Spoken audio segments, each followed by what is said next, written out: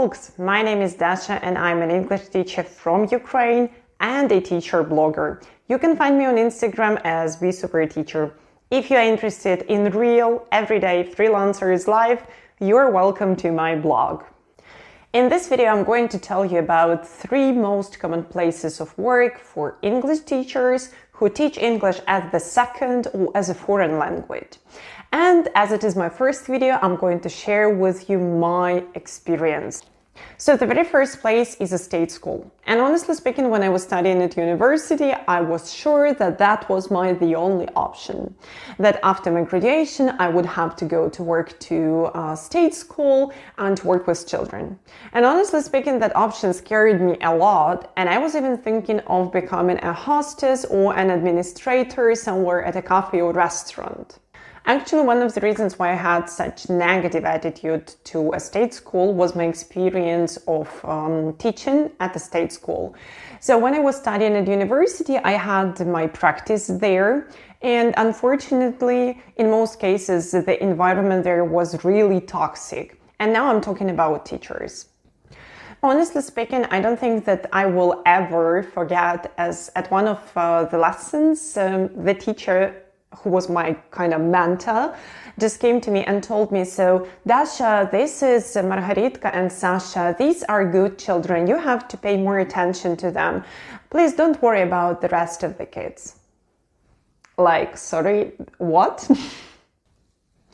So obviously I didn't have a great wish to come back to a state school and start working there because of my negative experience. Though I understand that experience could be different in different schools. Well, honestly speaking, it wasn't all that bad, and I had some positive experience there, as I met one of the teachers who told me very wise and very smart words, like, Dasha, you have to come back to work to a state school, but only if you are really in love with children and with teaching. And then I started to think, really, am I in love with children that much? So anyway, that was all about my experience, but let's see what advantages and disadvantages of working for a state school I found for myself. So the very first advantage, but can be also a disadvantage at the same time, is children. Really, children are very frank and loving creatures who for no reason are going to bring you food, to hug you, to welcome you with a wide smile, to tell you interesting stories from their lives, and etc. etc. So as one of the teachers from the state school mentioned, if you love children, a state school, this is a really good place for you. In addition to all this love, you're going to have also shorter working days, paid sick leaves, paid vacations, which is, by the way, in Ukraine, almost 2 months of a paid vacation, guys. I believe this is a really good advantage and a good bonus for working at a state school. And getting down to disadvantages. The biggest disadvantage of working for a state school in Ukraine is salary. Unfortunately, on average, Ukrainian English teachers get about $300–400 per month. Sometimes 500, having a lot of different qualifications, but not more than that. And it seems to me that our teachers really deserve better than this salary. Maybe except that teacher who was my mentor when I had my practice at the state school, but whatever.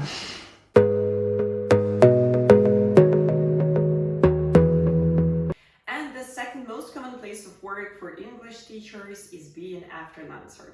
Nowadays it's really popular to stay at home, to sit at your computer, and to have lessons with students from all over the world.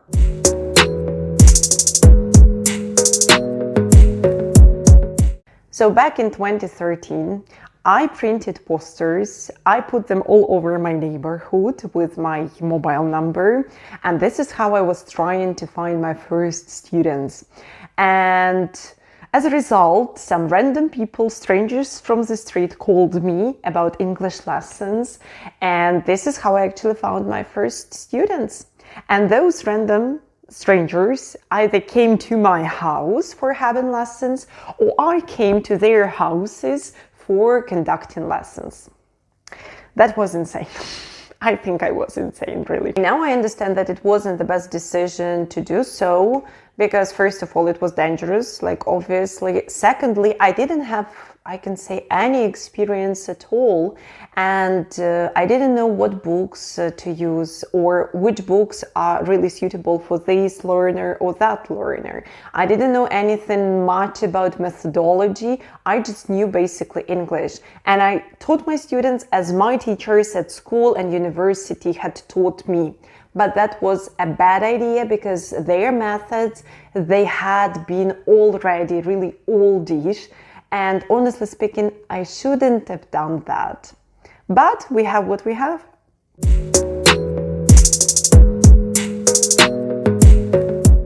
Anyway, after having worked for more than 6 years for a private company, here I am back to freelance life. And honestly speaking, in 2020, when the company went bankrupt because of COVID and the pandemic, it wasn't a good thing for me at all, and I wasn't happy about that at all.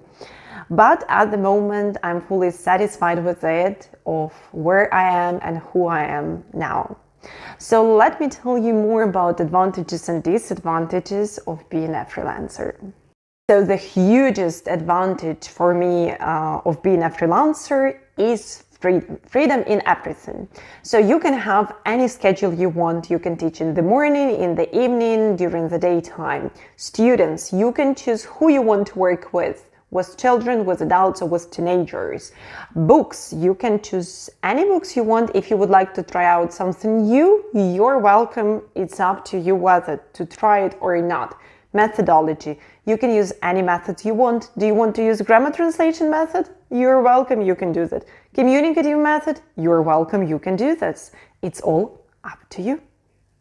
One more advantage, which is also a disadvantage at the same time, is being your own boss. And it's really cool when you say to someone, I am my own boss. I do whatever I want. Nobody tells me what to do. I have my vacation whenever I want and my days off whenever I want.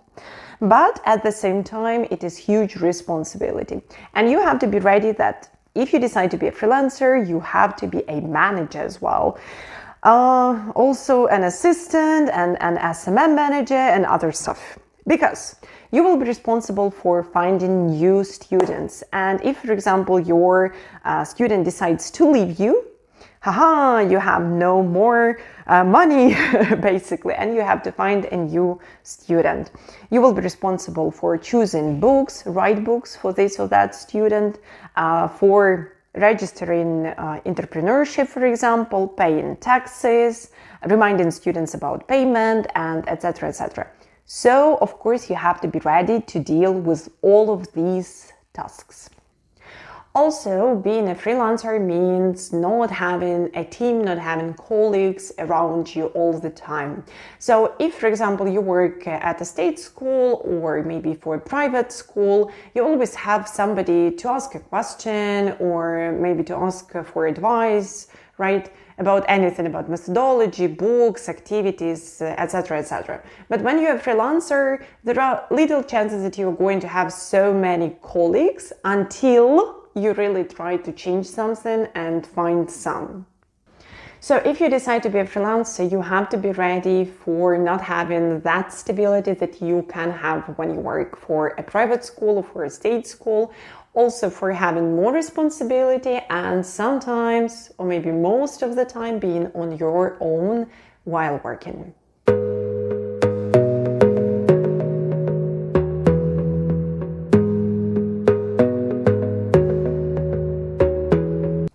And the last but not the least, most common place of work for English teachers is private language school. Honestly speaking, I had very positive experience of working for a private language center. I worked for one of the companies Win-Win in Zhytomyr first and then in the subsidiary in Kyiv. And I'm fully satisfied with this experience because it was time of my professional growth, of my personal growth as well, honestly speaking. And there I grew from a usual teacher who was afraid of working with intermediate students at least, to the academic director of the language school. Sounds cool, right? Anyway, I will be honest with you, that was just my positive experience, right? And experience can be different. But as I know, in language schools, we have very different conditions, very different rules, and not all schools and employers do really worry about their employees' development or professional growth in real. So let me tell you in general what kind of conditions Ukrainian language centers offer to English teachers. So in most centers, you have a possibility to work with different levels from beginner to advanced, for example, to work with different age groups, kids, teenagers, adults, and to work with different kinds of English, like legal English, business English, general English, exam preparation, for example. In some centers, it is even, like required to be ready to work with different age groups, different levels, and to be really flexible in your teaching. So this is a huge advantage on the one hand, because you will have a possibility to get experience in working with different age, in working with different levels, and with different kinds of English. But on the other hand, it can be a disadvantage. So, of course, if you're new in teaching English, right, it's a great opportunity for you to discover what you like and to find what you like. But if, for example, you have already found yourself and you know that you don't want to work with kids anymore, like me, that could be a bit problematic, because a lot of centers, they do require you to work with children. One more great advantage for me is having people around you, having a director of studies who can always advise on anything you need, or having your colleagues who can help you with creating a new activity, or maybe figuring out how other methods work, etc., etc. So if you're a freelancer, for example, you wouldn't have such opportunity of having colleagues around you.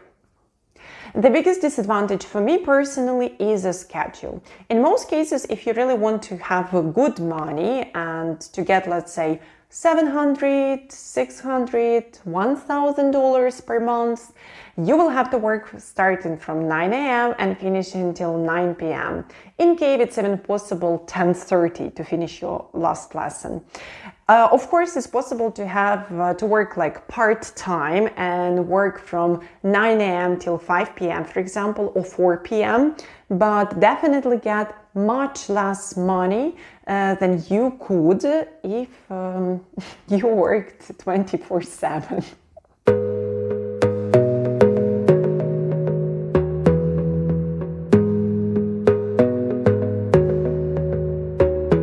That's all I had to share. If you would like to share your experience of working for a private language center, a state school, or being a freelancer, feel free to leave your comment here under the video. I'm sure that your experience can come in handy for those who only start their career.